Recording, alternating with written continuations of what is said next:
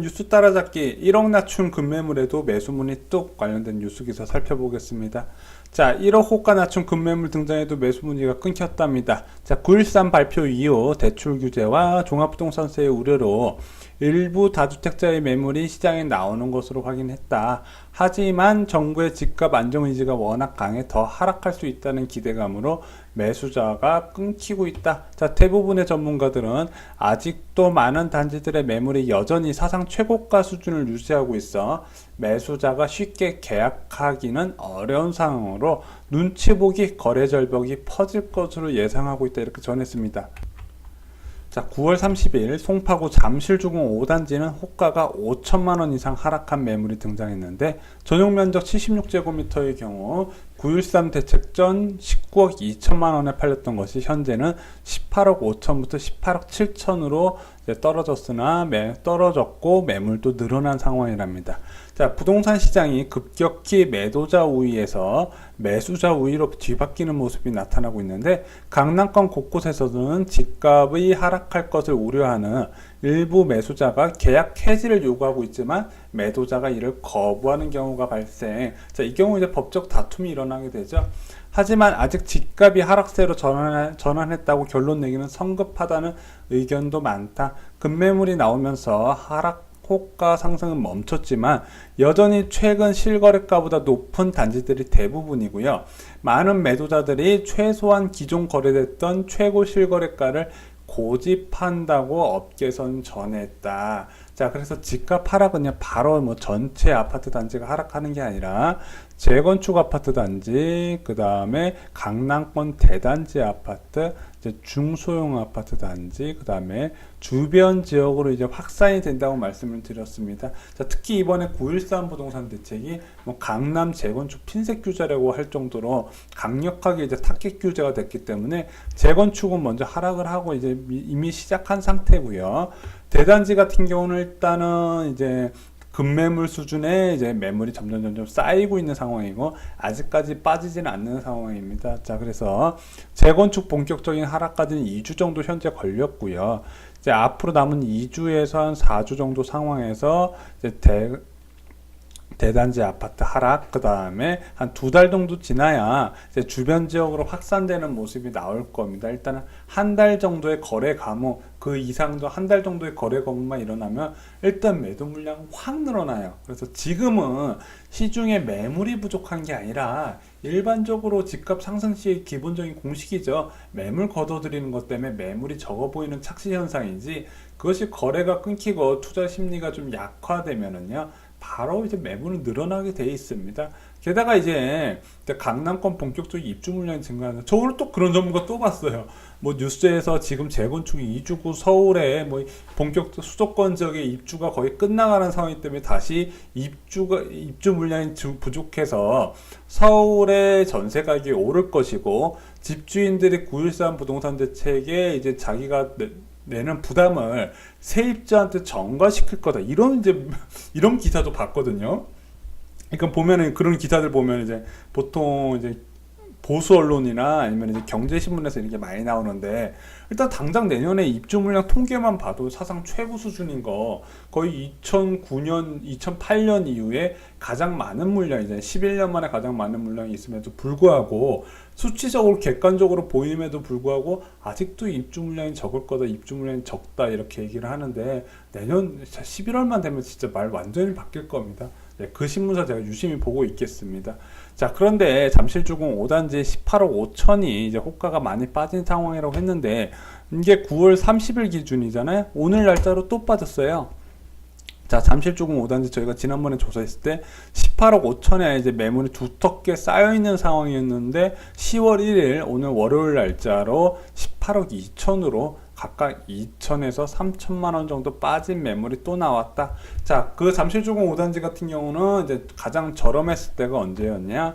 이제 18억 8천을 이제 가장 꼭대기로, 저렴이 아니라 가장 꼭대기에 있었다가 거기서 한 3천만 원 빠지고 나서 한 1주에서 2주 정도 시간이 갔고요. 그 상황에서 다시 2주가 지난 시점에서 3천만 원이 추가 하락하더라. 자, 이건 왜 그러냐? 급매물끼리 가장 저렴하게 팔려고 지금 경쟁을 하고 있는 거예요. 자, 지금 여러 부동산 규제 중에서도 또 하나 여러분들 유심히 보셔야 되는 게 장기 보유 특별공제 원래 이제 80% 정도 혜택을 받던 거를 내가 거주를 안 해도 80% 혜택을 받던 거를 거주를 안 하고 보유만 하고 있는 사람들은 장기보유 특별공제를 30% 줄인다는 안이 나왔습니다. 자, 그것 때문에 이제 시중에 고가주택에 대한 매도 물량, 특히 재건축 아파트에 대한 매도 물량이 늘어날 가능성이 크다. 자, 이 부분 염두를 해주시고요. 앞으로 매도 물량이 늘어난다는 거는 서로 금매가 경쟁이 커지면서 가격이 하락할 수 있다. 특히 잠실 지역이나 강남 지역은 헬로시티 영향을 안 받을 수가 없거든요. 자, 9,510세대 중에서 실수요로 내가 그걸 갖고 있는 사람 몇 세대나 갈 때까지 제가 볼 땐 반도 안 될 거예요. 자, 그럼 나머지는 전세나 아니면은 금매로 내놔야 되는데, 자, 그 사이에 헬리오시티 지을 때하고 현재의 대출 규제가 완전 다릅니다. 그렇기 때문에 대출을 못 받고 잔금 대출을 못 받는 사람이 반드시 생겨요. 그런데 그 주택같이 고가주택 그리고 이제 투기 지역에 있는 그 아파트를 매수할 수 있는 세력 지금 한 16억 선 정도 지금 돼 있는데 제가 볼 땐 그 분양권 시세도 이제 조정이 될 것이다 이렇게 보고 있습니다. 두 번째 뉴스 보겠습니다. 자, 상가가 너무 많다. 자, 신도시 상가비주 축소 추진. 자, 정부가 신도시 등 공공주택지구에 상가 공실 문제가 심각한 수준이나 보고 상업시설 공급을 줄이는 방안을 추진하고 있답니다. 자, 1일 국회와 국토교통부, LH 등에 따르면 국토부와 LH는 최근 신도시 상업시설 공급 과잉 개선 방안을 함께 검토 중이라고 합니다. 자, 최근 위례나 세종 등 개발이 진행 중인 공공택지 사업지구에서 상가 공실이 발생하는 문제가 사회 이슈로 대두되고 있다더라. 자, 이것 때문에 노후자산 날리신 분들 너무 많죠. 자, 올 2분기 중대형 상가의 공실률은 10.7% 감정원 조사죠. 작년 동기 대비 1.1%포인트 올라갔고 소규모 상가는 공실률이 5.2%로 역시 작년에 비해서 1.2%포인트 높아진 상황이다. 현재 신도시 등 공공택지에서 상업지역이나 시설을 확보하는 기준이 명확하게 없어요. 자, 그런데 이 상업용지의 가격이 주거용지보다 3배 가격이 비싸게 낙찰돼요. 이게 낙찰 방식이거든요. 입찰 방식이거든요. 그러다 보니까 너도 나도 비싼 가격에 토지를 매입을 하는 거예요. 자, 그러다 보니까 분양가도 올라가고 공급 과잉이 되고 이제 LH 입장에서도 이게 돈이 되니까 더 많이 계획을 한단 말이죠. 결국은 그 피해를 상가 분양받은 사람들이 입더라. 상가 분양받은 사람들을 넘어서 거기 들어가는 세입자까지 피해를 입게 되더라. 자, LH 경우 1995년 정도 이 연구를 토대로 상업용지 계획 비율을 확정하고 있대요. 자, 1995년 뭐가 없죠? 인터넷이 없던 시절이죠. 인터넷 쇼핑이 없었기 때문에 현재 일반적인 유통 라인 제조업, 도매업, 소매업 그리고 이제 소비자한테 연결돼서 이 소매업에 대한 역할이 컸기 때문에 그에 대한 상가가 많이 필요했는데 지금 이 소매업에 대한 역할이 없어지고 나서 생산자가 바로 소비자한테 전달하는 시기가 왔기 때문에 상가가 그만큼 필요가 없는 거예요.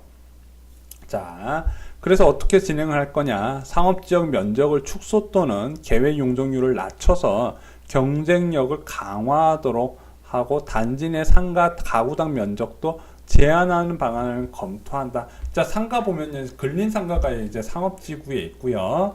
또 하나 이제 단지 내 상가, 아파트 단지 안에 상가가 있는데 요즘 단지 내 상가 재미가 없어요. 단지 내 상가 나서 요즘 수익 났다는 분 못 보셨죠? 왜냐면은 거기 들어가는 게 편의점 아니면은 부동산이 끝이에요. 근데 부동산 같은 경우도 너무 많이 생기다 보니까 요즘 같이 거래가 줄어들 때는 부동산 폐업이 많아요. 자, 그래서 부동산 폐업이 많으면 그걸 채울 만한 게 뭐 세탁소 아니면 편의점밖에 없어요. 편의점은 이제 단지당 하나밖에 못 들어오고 빵집도 요즘 아파트 상가로 잘 안 들어오려고 그래요. 자, 그래서 아파트 단지 내 상가 정말 피하셔야 되고요. 이제 중심 상가지구 상가 요것도 자, 이걸 이제 신도시가 이제 상가를 만들 때 처음 오픈하는 상가들은 정말 잘 돼요. 그래서 이거 보고 와 이거 비싸게 프리미엄 주고 사는 사람도 있는데 절대 그런 짓 하지 마십시오. 뒤이어서 들어오는 상가들 들어오는 업종들이 다 고만고만합니다. 자 그러다 보니까 자 이 상가로 피해 입으신 분이 너무 많더라. 자 그래서 쇼킹 부동산에서 어설픈 건물주 꿈꾸다가 노후 파탄 난다고 강의 올렸던 게 조회수가 10만이 넘어요. 자 그 이유가 이제 상가 투자에서 이제 피해를 입으신 분들이 너무 많은데 상가 투자 또 하나 이제 공급 과잉 문제 말고도 상가 투자는 대부분 과한 대출을 끼고 매수를 하게 돼 있어요. 그래서 뭐 3억 4억 정도 내자금 마련하시고 거의 2배 가까운 돈 대출 끼셔가지고 들어오시는데 이게 공실이 나게 되면요 이 관리비 나가죠, 대출이자 나가죠, 이리저리 치이다 보니까 결국엔 이게 다 경매로 나오더라. 자 그래서 이건 출구 전략도 좀 고민을 하시는 게 좋아요. 네, 만약에 내가 대출이 과하게 있는 상태에서 세입자가 있다. 그럼 세입자가 있으면 그 사람 월세에 비해서 지금 어느 정도 거래가 가능한데 지금 주거용 상품에 대한 규제가 강해서 약간 상업용 부동산에 대한 수요가 조금 있어요. 지금 터는 것도 하나의 방법이다. 저는 이렇게 생각합니다. 금리가 올라가면요, 상업용 부동산은 견딜 수가 없어요. 자, 근데 중장기적으로 그러면 이걸 갖고 있으면 또 유리해질까? 그것도 좀 기대하기 힘든 상황이다. 지금 상가에 대한 투자 여건이 너무너무 안 좋다. 자, 이렇게 말씀을 드립니다. 자, 국토부는 2020년까지 수도권의 공공택지 44곳 하고, 자, 그 중에서 4-5곳은 이제 3기 신도시를 꾸민다고 이미 발표를 한 상황인데, 자, 이 이제 변경된 상가 비중 축소가 이 택지에 반영될지 안 될지는 솔직히 이제 이 언론 보도를 통해서는 알 수는 없지만 그래도 LH에서 한번 알아보고 있다. 자, 그럼 상가 투자 왜 안 되냐? 위험 요소 3가지 누누이 말씀드렸잖아요. 첫 번째, 인터넷 소매업에 대한 역할이 없기 때문에 예전에는 뭐 서점도 동네마다 하나씩 있었고, 그 옷가게, 신발가게, 뭐 다양한 뭐 철물점도 있었는데 요즘 다 그것이 인터넷 또는 대형 몰에서 구입을 하기 때문에 이제 상가가 필요가 없더라. 그럼 결국에 들어가는 게 다 먹는 거더라. 먹는 거 중복해서 들어갔더니 다 같이 장사가 안 되더라. 두 번째, 대기업에서 아까 말씀드린 스타필드나 현대 시티 아울렛, 뭐 여러 가지 백화점을 좀 크게 짓는다든가, 자기네들이 이제 자금을 대규모의 자금을 투자해서 핫한 프랜차이즈를 다 모아놓다 보니까 사람이 몰릴 수밖에 없어요. 주차 편하고 겨울에 따뜻하고 여름에 시원하니까 봄철 미세먼지도 피할 수 있으니까 자꾸 가족이나 데이트, 돈 되는 고객들이 몰리는 게 대기업 상권이라는 거죠. 자, 마지막으로 공급 과잉, 이건 피할 수가 없어요. 이거는 신도시 지역뿐만 아니라 서울 지역도 동일합니다. 그나마 서울 지역이 좀 나아요.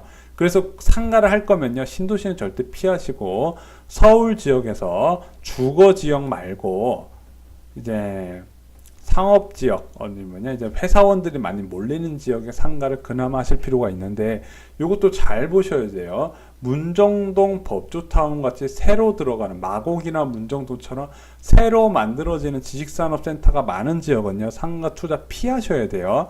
공급이 너무 많아요. 상가를 너무 많이 뺀 케이스입니다. 판교, 기존에 있던 판교 정도 보시면요, 판교는 지식산업센터가 많이 몰려있지만 거기 상가가 별로 없어요. 왜냐? 사옥으로 뺐기 때문에 상가가 별로 비중이 없는 지역이에요. 그래도 공실이 많아요.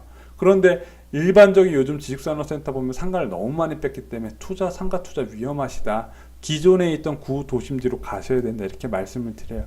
정말 상가 투자는 신중에 신중을 기하셔야 돼요. 자, 만약에 주거용 같은 경우는 내가 만약에 세입자를 못 구하면 가격을 확 낮추면 세입자가 100% 구해집니다. 반면에 상가는 절대 그렇지가 않아요. 가격을 낮춰도 들어오질 않아요. 자, 마지막 뉴스 보겠습니다. 9월 아파트 거래량 전월 대비 62% 급증. 자, 이게 결과가 나왔네요. 서울 부동산 정보광장에서 집계하는 서울 아파트 매매 거래량은 전월 전월이면은 이제 8월이죠. 8월 대비 62% 증가한 1만 2천 건으로 집계가 됐습니다. 자, 서울 아파트 매매 거래량은 지난 1월 1만 198건으로 처음 1만 건으로 넘어간 이후에 2월에 11,100건, 3월에 13,800건을 넘어섰으나 그 이후에 양도세 중과제도 시행으로 오랫동안 감소세를 탔죠. 그래서 4월부터 이제 6월까지 이제 정말 이제 저조한 월 5천 건 내외로 유지를 하다가 6월부터 이제 7월부터 5천 건을 회복하면서 8월에 7,300건으로 다시 증가세가 나왔습니다. 자, 이때 올랐던 이유 저희가 말씀드렸죠. 자, 첫 번째가 이제 이 종부세가 약하게 나오면서 똘똘한 한 채의 이제 바람을 언론에서 프레임을 짰고요. 두 번째, 용산 여의도 복합개발 이슈가 되면서 이 지역의 호가가 급등하고, 자, 그동안에 이제 항상 호가를 높게 하려는 매도자들은 많이 있었는데 급매물이 사라지면서 호가가 오른 케이스예요, 이번 같은 경우는. 자, 그러면서 가격 단합 부분도 좀 많이 이슈가 됐었죠. 이 세 가지가 합쳐지면서 집값이 솔직히 오를 이유가 없는데 확 올라버린 상태입니다.